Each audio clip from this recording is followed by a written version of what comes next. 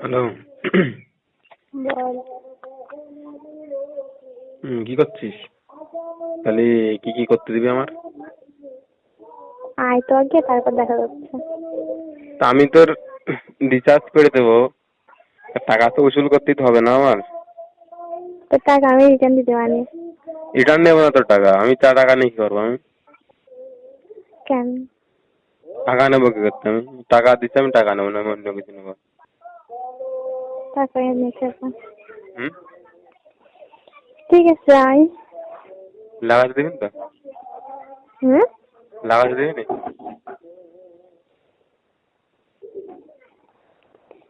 আয় তো আগে, তারপর দেখা যাচ্ছে। দিবিন নাকি তাই কবি তো? দিবানি আয়। কবে?